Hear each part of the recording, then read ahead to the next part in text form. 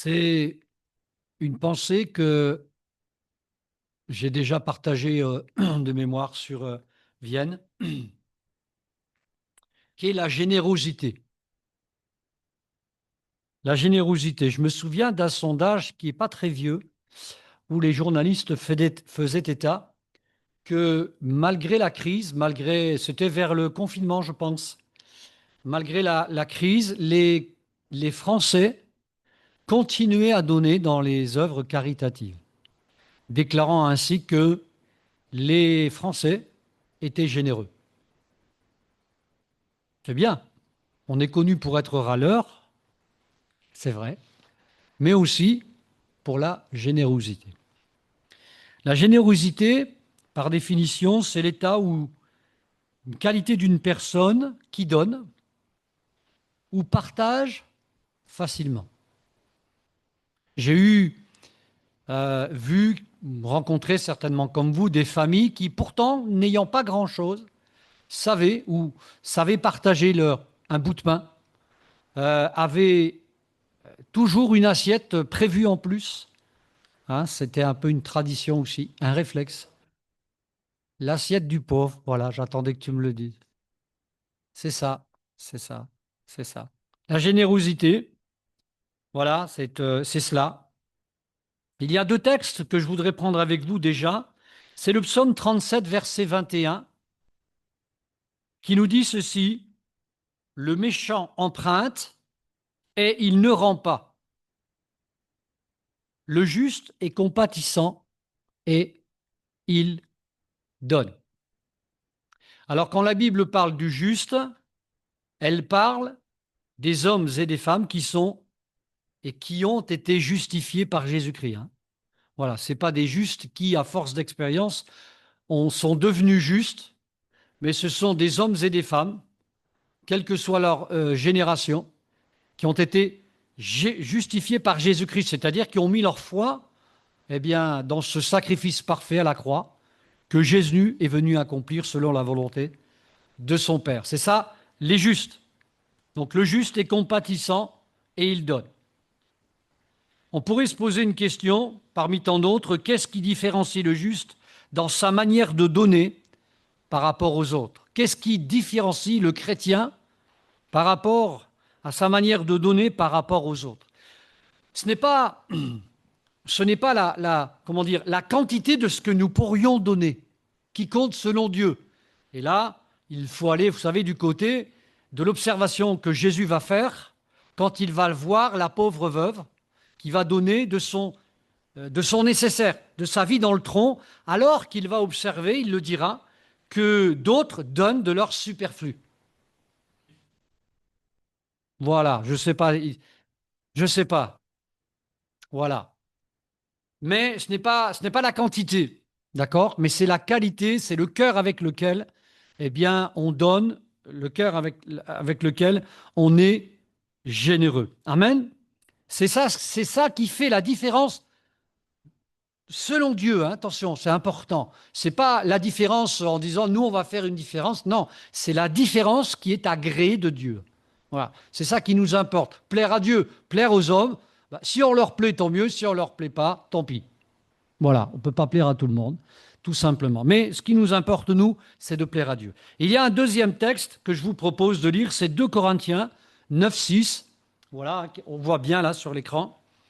Or, je dis ceci, celui qui sème, alors c'est une version particulière, hein, la version Darby qui est parfois ardue, hein, mais on comprend bien ce texte avec ce verbe-là, pas ce verbe, ce mot, pardon. Or, je dis, celui qui sème chichement, moissonnera aussi chichement.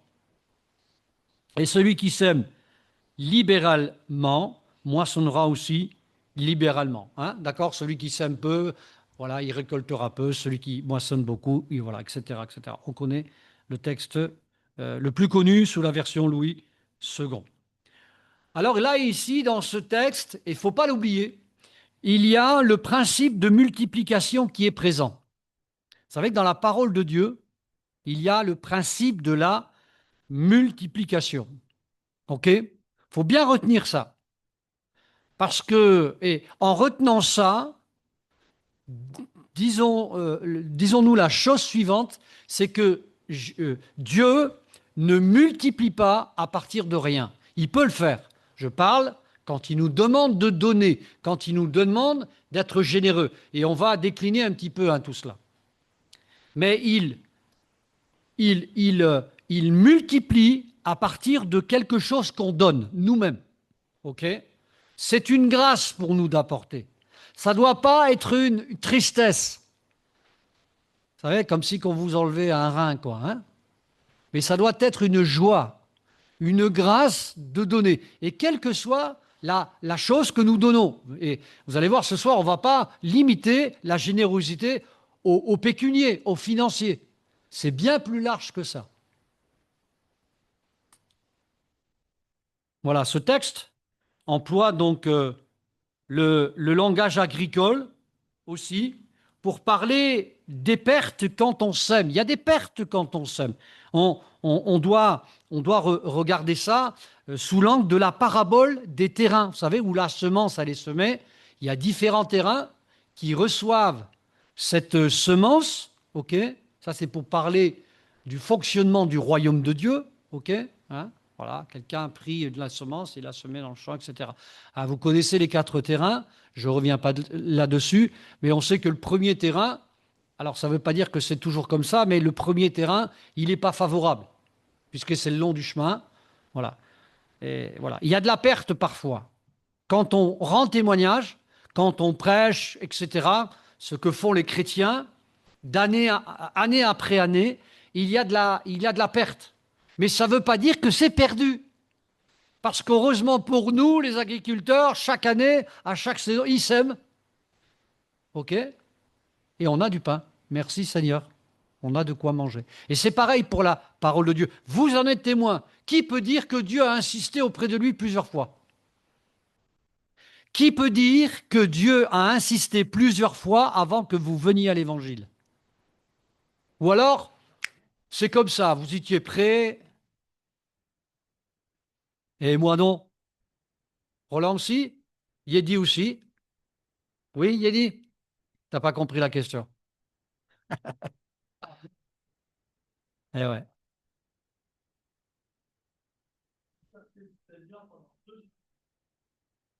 Ouais. En fait, c'est lui qui te cherchait. Toi, tu tâtonnais. Ouais. Tu t'en souviens. Amen. Amen. Eh oui, exactement. Exact. Des fois, on était dans notre folie et il nous a cherchés, mais parce qu'il y avait aussi des frères et sœurs qui priaient de nos familles.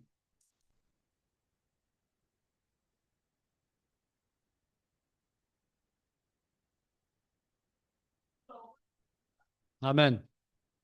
Amen.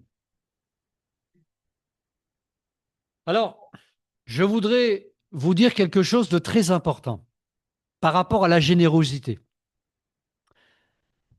La générosité nous rend pleinement heureux. La générosité nous rend pleinement heureux. Acte 20, 35. Acte 20, 35. Je vous ai montré de toute manière que c'est en travaillant donc, ainsi qu'il faut soutenir les faibles et se rappeler des paroles du Seigneur qui a dit lui-même, il y a plus de bonheur à donner qu'à recevoir. Imaginez, le jour de votre anniversaire, vous inversez les rôles. Et le jour de votre anniversaire, c'est vous qui offrez des cadeaux.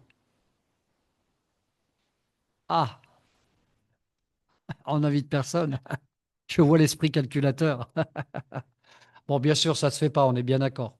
Mais c'est intéressant, parce que c'est ce que Jésus est venu faire. Jésus, il était seul sur la terre. Je ne vous parle pas de ceux qui l'ont rejeté, etc. Mais il a fait des présents, des cadeaux au monde. Amen. Gloire à Dieu. Et c'est pour ça qu'en retour, il n'est pas difficile pour nous de le louer, de le remercier, de le bénir.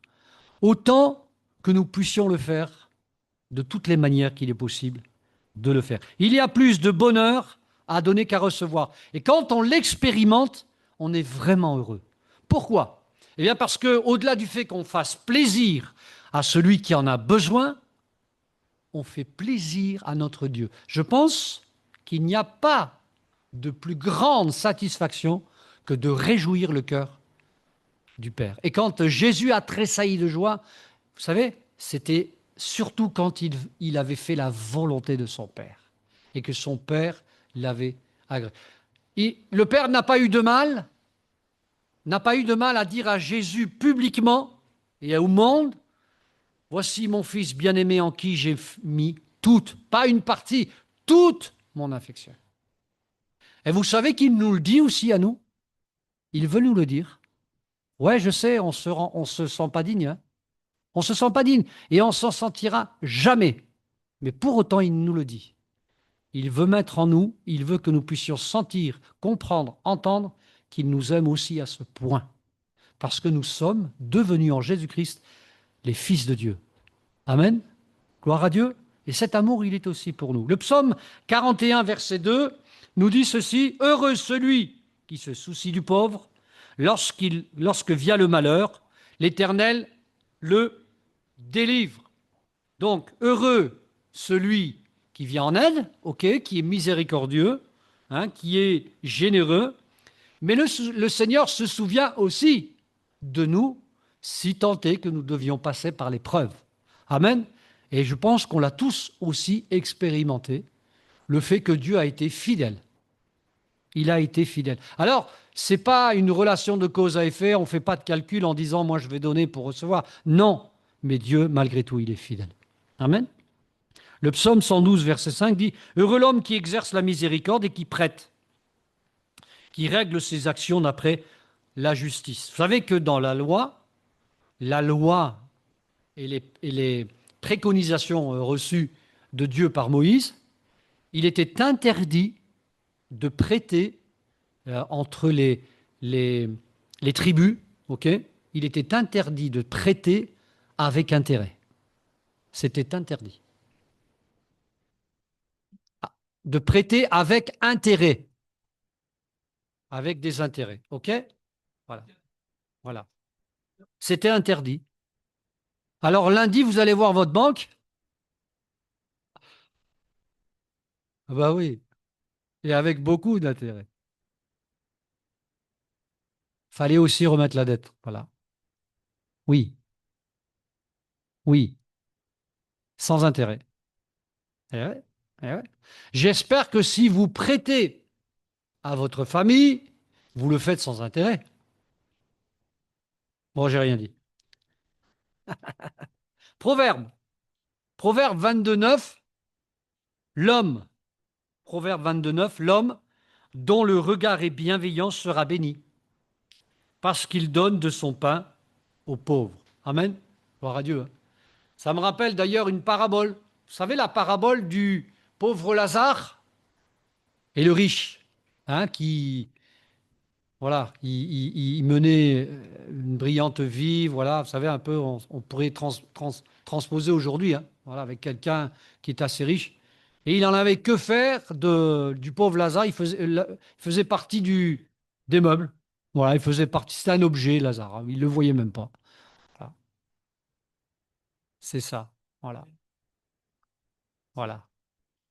Alors, et on sait ce qui lui est arrivé dans l'éternité. On ne va pas y revenir dessus. Alors, on va voir que notre générosité peut s'exprimer dans beaucoup de domaines.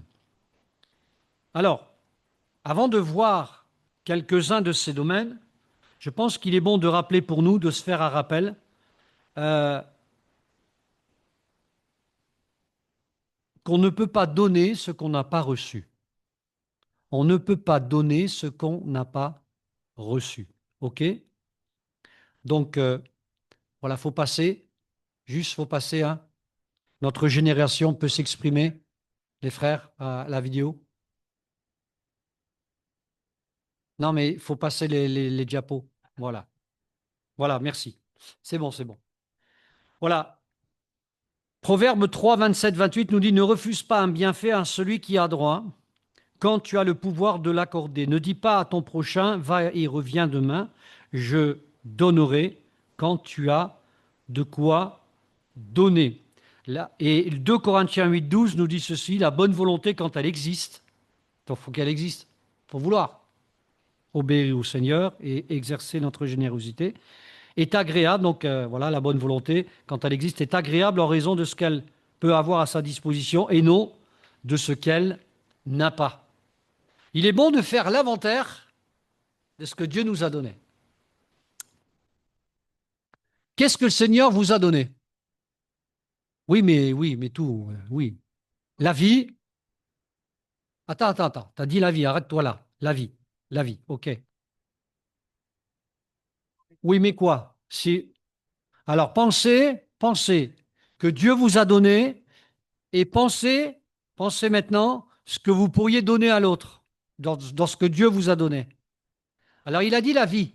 Il a dit la vie. La vie, c'est beaucoup de choses. Alors, la vie, quand on donne une partie de sa vie à quelqu'un, on donne quoi? On peut donner du temps. Du temps. On peut donner sa connaissance, donc partager son témoignage, sa foi. Vous voyez? Voilà, comme tu as fait pour l'Église, etc. Tu vois? Voilà, différentes manières. Alors, attends. Donc, vous voyez, c'est juste pour vous rappeler le principe qu'on ne peut pas donner ce qu'on n'a pas reçu. OK? Et ensuite, le Seigneur va le multiplier. Même quand vous serez plus là, si le Seigneur n'est pas revenu, votre témoignage fera des petits. Gloire à Dieu, à travers peut-être vos enfants, vos petits-enfants, et même d'une manière beaucoup plus élargie. OK? Donc la vie, la foi, le témoignage, une place à ses côtés. Donc ça veut dire, là, tu parles de ta foi, il t'a donné une place. Donc ça veut dire que toi, si tu témoignes, tu peux dire que tes copains, par exemple, tes amis, tu les veux aussi à côté du Seigneur. C'est ça que tu veux dire? Voilà. Et nous, on n'a rien donné à Dieu. Il nous a donné, il nous donne tout, tous les jours. Mais c'est pour ça qu'on peut le donner. Bien sûr. Donc, par exemple, on pourrait le traduire avec un repas. Voilà. Mais c'est bien de le dire. C'est bien de le dire. De le dire. Parce que ça nous permet de nous souvenir encore une fois ce soir qu'il fait tellement de choses. Des fois, on n'en est même plus conscient. Tellement le Seigneur, il donne. Voyez? Est-ce qu'il y a encore les frères là-bas? Est-ce que vous avez une idée? L'intelligence, la connaissance, voilà. Ah, c'est ce que disait. Ouais, vous êtes sur la même longueur d'onde. OK? Gabi, tu as une idée? Il est malin. Hein? Du travail? Ben oui, ben oui. Je vais en parler tout à l'heure du travail. Je vais en parler tout à l'heure. Voilà. Donc, on n'a pas d'excuse en fait. Si vous voulez, quand Dieu nous donne de pouvoir donner, des fois, il va nous diriger précisément pour une personne. Je vous avais déjà raconté mon témoignage. Quand ma famille, à un moment donné, nous étions donc partis du Nord, on était arrivé en région lyonnaise. Après, j'ai compris qu'il fallait qu'en région lyonnaise, je fasse deux choses. Je raconte ma future épouse et surtout que je prenne avant le baptême. Amen.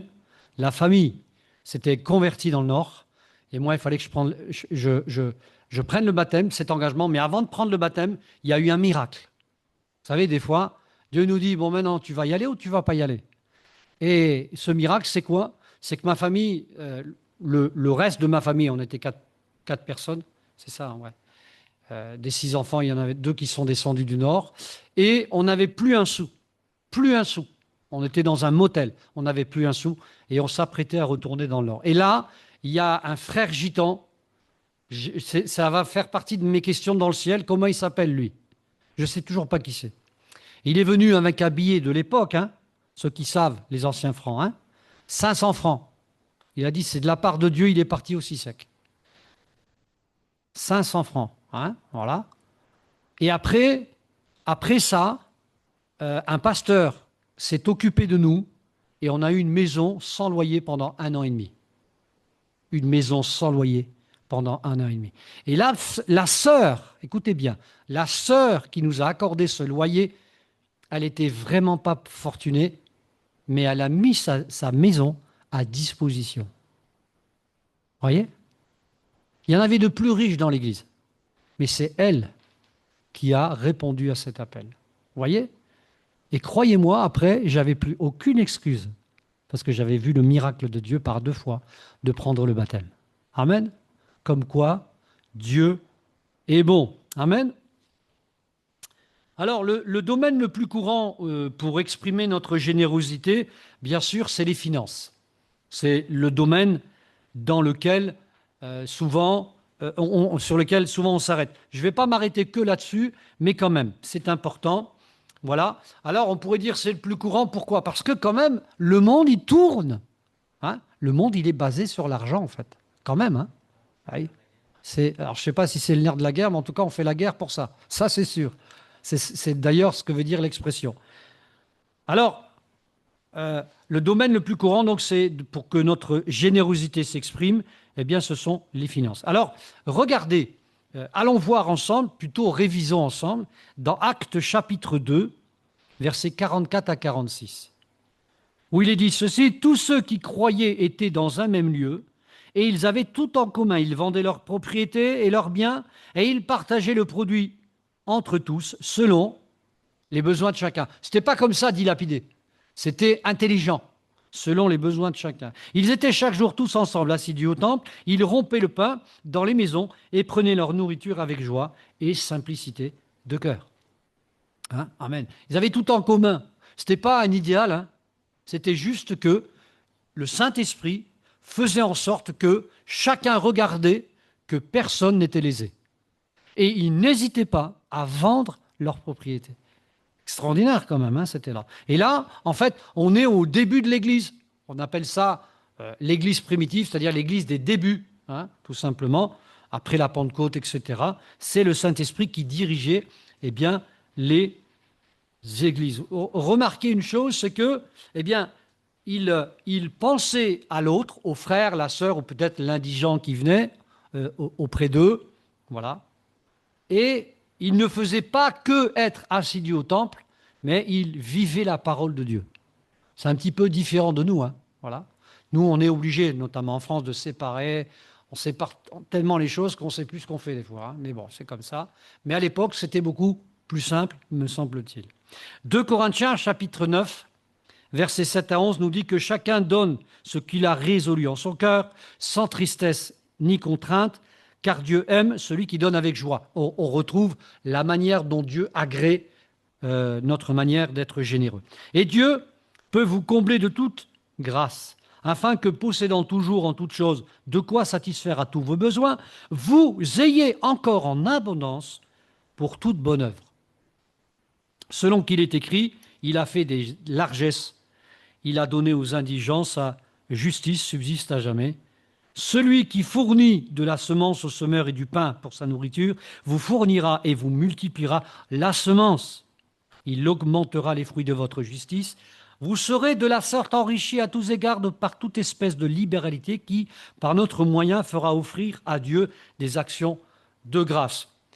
Je m'arrête un instant. Le problème, c'est que, vous savez, j'ai entendu il n'y a pas longtemps une certaine église, je ne vais pas la nommer, vous savez, où il y a l'évangile à outrance de la prospérité. Et ça fait du dégât. C'est-à-dire qu'en fait, les cultes, pardonnez-moi, mais c'est la Française des Jeux, quoi. C'est le loto. Et c'est atroce. Et nous, eh bien, c'est pas ça qu'on vise. Mais le Seigneur nous donne ce dont nous avons besoin, et il permet même que nous puissions avoir plus pour qu'on puisse bénir les autres. Ça, c'est une grâce. Mais il n'y a pas besoin de faire des appels et des appels et des appels pour que les gens croient que, voilà, il y a des prophéties qui vont être liées à ce qu'ils vont donner. Ça, c'est une hérésie. Ce sont des fausses doctrines. Il faut les combattre. Voilà. Quand on donne, c'est avec simplicité de cœur. C'est entre nous et Dieu. Voilà. C'est aussi simple que ça. OK ? Donc, la générosité dans les finances, ce sera donc un enseignement par lequel Paul insistera auprès des riches. Tout simplement des riches ça sous-entend plus aisé financièrement par sa lettre à Timothée. Il dira dans 1 Timothée chapitre 6, versets 17 à 18, « Recommande aux riches du présent siècle de ne pas être orgueilleux et de ne pas mettre leur espérance dans les richesses incertaines, mais de la mettre en Dieu, qui nous donne avec abondance toutes choses pour que nous en jouissions. Recommande-leur de faire du bien, d'être riche en bonne œuvre, d'avoir de la libéralité, de la générosité. » Alors, quand je parle des riches, quand la Bible parle des riches, elle ne les fustige pas obligatoirement. C'est vrai, il est dit dans la parole de Dieu qu'il est difficile, il sera difficile à un riche d'entrer dans le royaume de Dieu, voilà, comme d'un chameau par le trou d'une aiguille. Pour autant, dans la Bible, nous avons eu des hommes et des femmes riches et ils ont été abondamment bénis. Et dès les histoires que nous connaissons avec Abraham, etc. Alors, ils n'ont pas tiré leur richesse comme ça. Ils travaillaient, hein. Ils travaillaient, ils investissaient, etc., etc. Ils avaient des employés, etc., etc. Mais Dieu les a bénis, surtout parce que, au-delà de leur travail, ils faisaient passer Dieu en premier, tout simplement, hein. Et c'est pour ça que dans nos œuvres, eh bien, euh, le Seigneur a permis, dans l'histoire des assemblées, ne serait-ce que des assemblées de Dieu, hein, voilà, je le répète souvent, ce lieu, par exemple, ce lieu, ce sont des frères et sœurs qui ont été généreux, n'est-ce pas? Fidèles dans leurs offrandes, etc. Je prends le coteau fleuri que nous connaissons. C'est un don qu'il y a eu. Vous voyez? Ce sont des dons. Et ces dons ont continué par ceux qui ont travaillé là-bas, etc., etc. Et on pourrait comme cela parler de l'Institut biblique à Bordeaux. C'est un château qui a été donné. Vous voyez? Après, il faut l'entretenir, hein, bien sûr. Mais voilà, Dieu permet qu'il y ait de la libéralité. Il suscite parfois certaines sommes, euh, eh bien, dans le cœur, voilà, de donner, voilà, dans le cœur de ceux qui ont plus de moyens. Merci Seigneur. Il faut faire attention quand on parle des riches, d'accord? Vous savez que la société, elle fustige, elle essaie de mettre tout le monde dans le même sac. Les riches, c'est les méchants et les pauvres, c'est les gentils. Non, c'est pas vrai. On ne peut pas faire ça. Voilà. Mais Dieu dispose, hein, l'or et l'argent lui appartiennent. Voilà. Vous entendrez parler peut-être prochainement, alors je ne serai plus là, mais il y a une initiative, je vous en parle très simplement. Euh, je laisserai les pasteurs vous en parler, mais il y a comment dire, des frères et sœurs américains qui ont depuis des années une vision très, très claire d'aider les églises en France. Et donc avec des projets de construction, de développement. Et vous en entendrez parler prochainement à la rentrée. Voilà, voilà. Et plusieurs églises du Rhône-Alpes déjà, alors je ne peux pas vous dire les sommes, bien sûr, ça les regarde, mais des sommes très importantes ont été données pour aider les églises à s'agrandir. Et les pasteurs vont s'occuper de nos bâtiments. Voilà. Donc ça, c'est tout récent. Voilà, on cherche la face de Dieu, hein, vous savez, hein, on veut changer de lieu, des fois à Vienne, on veut réparer nos toitures, mais bon, des fois les moyens nous manquent. Ben, Dieu peut aussi permettre de nous donner de l'argent ailleurs. Donc c'est beau, je trouve que c'est beau. Je ne vous en parle pas parce que ça sera la suite pour la rentrée dans les différents projets. En tout cas, vous pouvez prier pour ça. On pourra prier pour ça ce soir. Voilà, donc la générosité, c'est un enseignement, hein, d'accord, qui a été transmis notamment par Paul à Timothée, et puis ensuite dans nos églises. Dans le texte suivant, ce sera cette fois non pas un enseignement que Paul rappellera, mais, écoutez bien, une démonstration qui va au-delà de l'enseignement. Vous savez, il y a la loi, il y a l'enseignement, mais dans l'exemple qu'on va voir, il y a des gens qui sont capables d'aller au-delà. C'est-à-dire qu'ils sont d'accord de faire ce qu'il y a à faire, mais ils disent on peut faire plus. Alors on va le lire dans 2 Corinthiens chapitre 8, versets 2 à 5, où il dit ceci: à travers la grande épreuve de leurs afflictions, leur joie débordante et leur pauvreté profonde ont produit avec abondance de riches libéralités de leur part. Ils ont, je l'atteste, donné volontairement selon leurs moyens, et même au-delà de leurs moyens, nous demandant avec grande instance la grâce de prendre part à l'assistance destinée aux saints. Et non seulement ils ont contribué comme nous l'espérions, mais ils se sont d'abord donnés eux-mêmes au Seigneur, puis à nous, par la volonté de Dieu. C'est extraordinaire, hein. Imaginez quelqu'un qui arrive au culte dimanche et qui dise, oh, oh, oh, arrêtez tout, moi je veux donner ma fortune au Seigneur et je partirai pas sans que je lui donne. Voilà, peut-être s'est converti, on ne sait pas. C'est arrivé ça, hein, c'est arrivé. On va lui dire, eh ben non, revenez la semaine prochaine. C'est bon. On va l'écouter, n'est-ce pas? On va l'écouter parce que c'est peut-être une réponse à la prière de Dieu, etc., etc. On ne peut pas empêcher. Voilà. Et là, dans ce texte, c'est extraordinaire. Il y avait, effectivement, comme nous on le lit, hein, la dîme, etc. Mais il voulait aller au-delà. Il y avait un besoin particulier qui n'était pas habituel. Et il voulait absolument, eux comme les autres, participer. Ça, c'est fort. Et ça, je pense que c'est important de le souligner. Et si Dieu nous aidait à voir notre travail, tout à l'heure quelqu'un parlait du travail, notre emploi sous un autre angle. Parfois on va au travail parce que bon, le travail n'est pas toujours idéal, et il y a toujours des inconvénients à un travail, il y a des avantages mais aussi des inconvénients. C'est comme ça. Sinon le Seigneur n'aurait pas dit tu travailleras à la sueur de ton front, hein. Voilà. Et il y a ce texte d'Éphésiens chapitre 4 verset 28 qui dit que celui qui dérobait ne dérobe plus, mais plutôt qu'il travaille, en faisant de ses mains ce qui est bien, pour avoir de quoi donner à celui qui est dans le besoin. Voir le travail comme ça, c'est quand même différent, hein. C'est pas, oh là là, je vais suer lundi, je vais encore devoir affronter le patron là, qui est pénible, etc., etc. Mais non, Seigneur, tu m'as donné un travail, oui, pour pourvoir aux besoins de ma famille, mais aussi, mais aussi, pour donner pour l'œuvre de Dieu. Ça change la donne. Vous savez, j'ai vécu cela moi personnellement. J'ai vécu cela personnellement à un moment donné dans ma vie professionnelle, avant que je devienne pasteur. Et j'ai fait un... Vous savez, on lance des défis à Dieu, des fois on s'en rend même pas compte, hein. Et en fait, j'avais dit à Dieu, comme d'autres l'ont fait, hein, tu vois, dans mon travail, je suis très pris, je pars toute la semaine sur les routes, etc. Et quand je dois prêcher, etc., c'est compliqué. J'ai peu de temps. Alors j'ai dit à Dieu, écoute, je voudrais que tu me donnes une solution pour avoir plus de temps. Il me l'a donnée. Elle était folle, cette solution. Cette solution, c'était de couper mon secteur. Vous savez, quand on est commercial, quand on a des secteurs, hein, des clients, quand on coupe le secteur en deux, c'est la paye en deux, hein. OK? Eh bien, et dans ma réflexion, je dis, mais la patronne, c'est une patronne, ça ne marchera jamais. Jamais. Mais quand Dieu vous met quelque chose à cœur, ça vient de lui. Et voilà que je vais voir la patronne, je lui dis, voilà, il faut que tu embauches quelqu'un à ma place là-bas. Moi, je veux plus de temps. Voilà, je lui dis, hein, voilà, plus de temps. Et, et voilà, je lui dis simplement ça. Mes frères et sœurs, quand c'est un projet de Dieu, ça fonctionne. Non seulement cette femme a accepté, mais je rentrais plus souvent chez moi, donc j'avais plus de temps pour préparer les prédications, et je gagnais plus.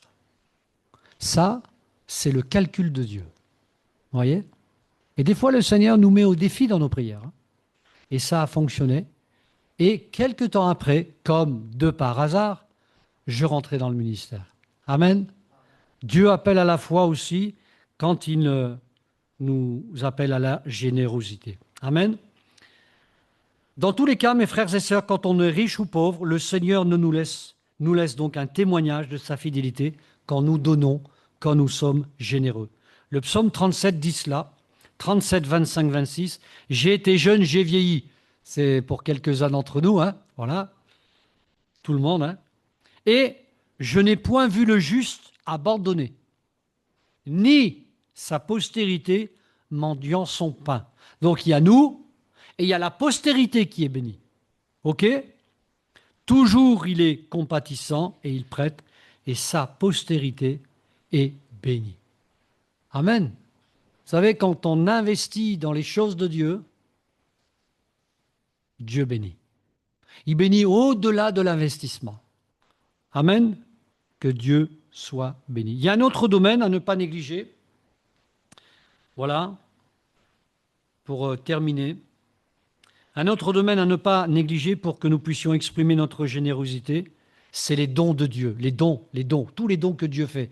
Alors, on passe un petit peu la finance. Et ce qui est important quand on parle de dons, les dons de Dieu, c'est de nous rappeler combien est important le donateur. Le donateur est plus important que les dons. C'est important. Ce n'est pas les dons que nous devons louer.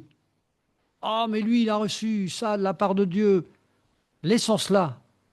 Mais puissons-nous ne pas oublier le donateur, celui qui donne, le donateur. Amen. Dans Éphésiens chapitre 1, versets 7 à 8, il est dit ceci. En lui, nous avons la rédemption par son sang, le pardon des péchés, selon la richesse de sa grâce, que Dieu a répandu abondamment sur nous par toute espèce de sagesse et d'intelligence. Amen. Ça fait référence à plusieurs choses, bien sûr, mais toute espèce de choses.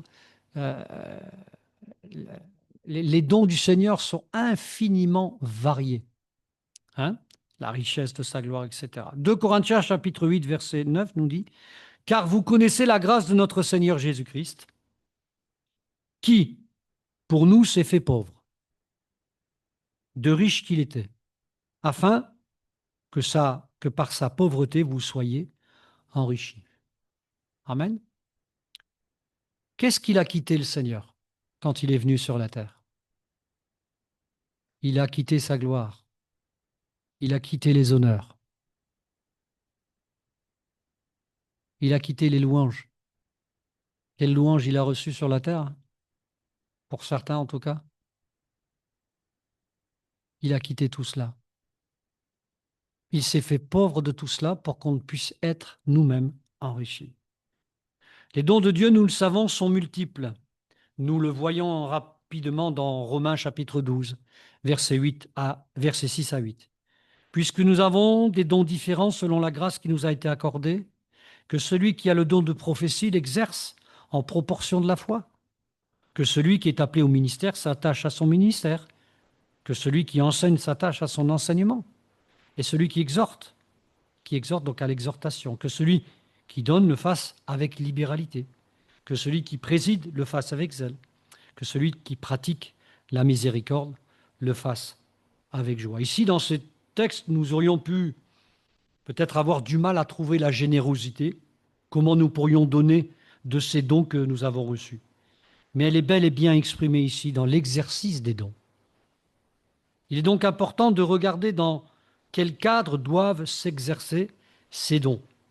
Et pour le savoir, j'aimerais qu'on puisse lire ensemble Romains 12, versets 6 à 8. Est-ce que quelqu'un peut me lire Romains 12, 6 à 8?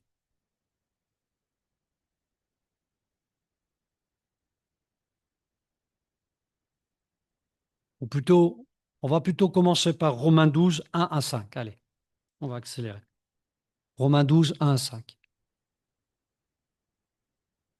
C'est pas écrit. Tu le mets? Sinon, quelqu'un lit à haute voix, hein.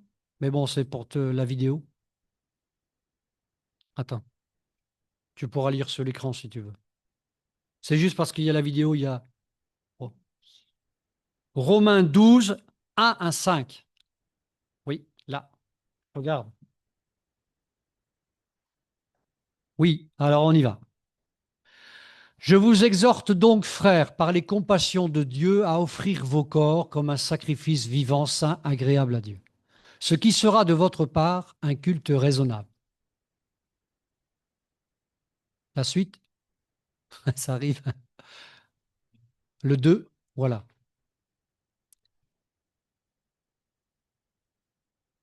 Vous déterminez quelle est la volonté de Dieu, ce qui est bon, agréable et parfait. Verset 3. Par la grâce qui m'a été donnée, je dis à chacun de vous de n'avoir de lui même une trop haute opinion, mais de revêtir des sentiments modestes selon la mesure de foi que Dieu a départie à chacun. Car, comme nous sommes plusieurs membres dans un seul corps et que tous les membres n'ont pas la même fonction, ainsi, nous qui sommes plusieurs, nous formons un seul corps en Christ et nous sommes tous membres les uns des autres. Verset 5. Il y avait le verset 5 encore, hein, s'il te plaît. Oui, oui, autant pour moi, oui. Alors ici, dans ce texte, il y a une première chose à signaler, hein, c'est que on a reçu des choses extraordinaires dans ces dons-là, alors, qui ont été mentionnés. Ce qu'il faut retenir,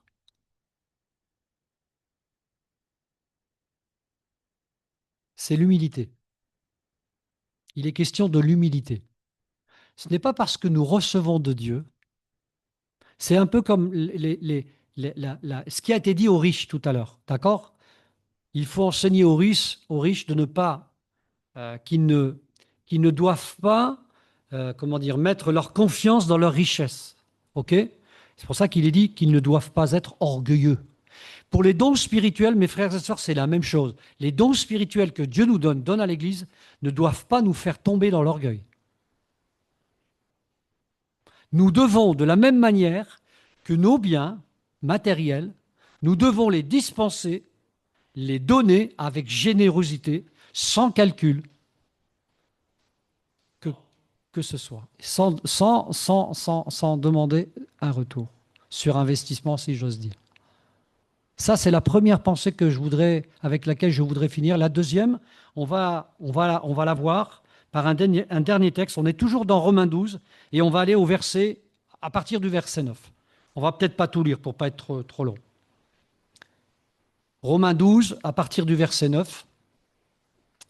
Que l'amour soit sans hypocrisie, ayez le mal en horreur, attachez-vous fortement au bien. Par amour fraternel, soyez pleins d'affection les uns pour les autres.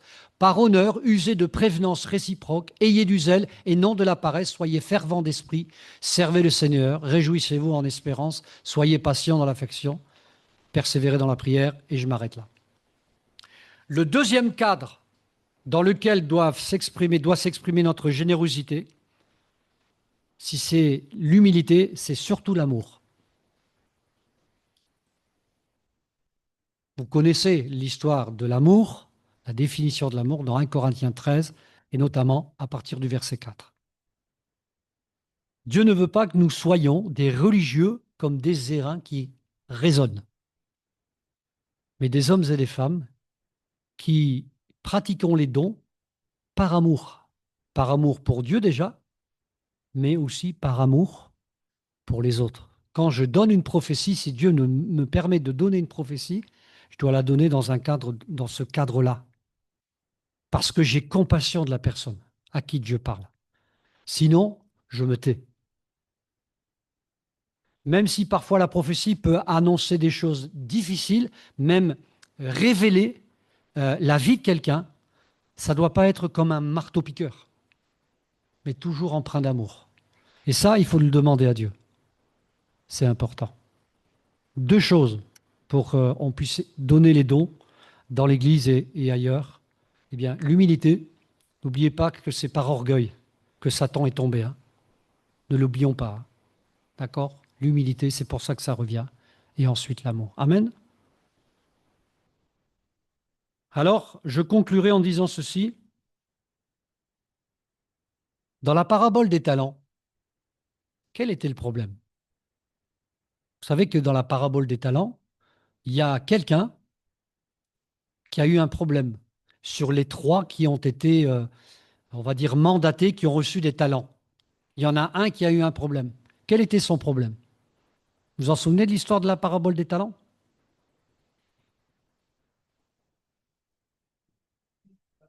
Oui. Et qu'est-ce qu'il a dit?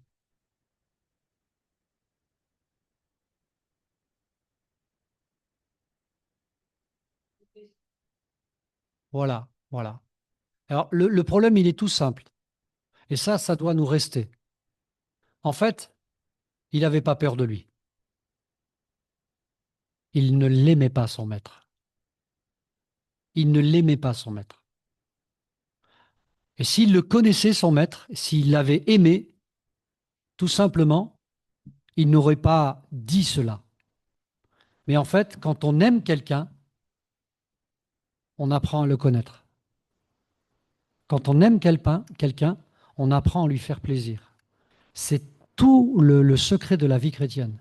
Ne devenons pas des chrétiens qui, soyons comme cet homme, ayant reçu des talents, un peu comme l'histoire du peuple juif, qui n'en a rien fait, qu'il a négligé ses talents. Amen. Seigneur, on veut te remercier, on veut te bénir, déjà pour ces quelques pensées que nous avons pris le temps de voir ensemble. Si nous voulons un modèle de générosité, de bonté, c'est toi. Seigneur, merci d'avoir été généreux avec nous, en tout point. Tu nous as aimés le premier, Seigneur. Aide-nous à notre tour d'être généreux envers les autres, de ne pas être comme ces lettres lues qui ne soient pas remplies du Saint-Esprit, comme incapables, Seigneur, de patienter, incapables de prendre du temps pour écouter celui qui souffre. Prenant quelques raccourcis, Seigneur, apprends-nous aussi à nous aimer les uns les autres. C'est là la première chose que nous devons faire. Aide-nous à ne pas aimer ceux qui nous aiment, mais peut-être à aimer et apprendre à aimer ceux qui ne nous apprécient pas, nous critiquent parfois, il est vrai, nous se moquent de nous dans le monde. Tu as dit, Seigneur, qu'il fallait aimer nos ennemis. À vue humaine, c'est impossible, Seigneur, alors nous te demandons ta grâce, nous te demandons ta bénédiction, Seigneur. Merci, Seigneur, de nous utiliser encore dans notre vie, Seigneur, qu'elle serve à répandre, Seigneur, à faire connaître ta bonté, ta générosité. Tu as été, Seigneur, abondant dans tous les domaines, Seigneur, et nous te bénissons, Seigneur. Tu n'as pas retenu, Seigneur, une once d'amour pour nous faire connaître combien tu nous aimais. Tu nous as aimés mieux qu'une maman, mieux que des parents, Seigneur. Et encore aujourd'hui, tu nous témoignes de ton amour. C'est indéniable, Seigneur, et nous te bénissons et nous te remercions. Je vous invite, mes frères et sœurs, juste mes frères, à bénir le Seigneur pour sa bonté. Amen. Gloire à Dieu.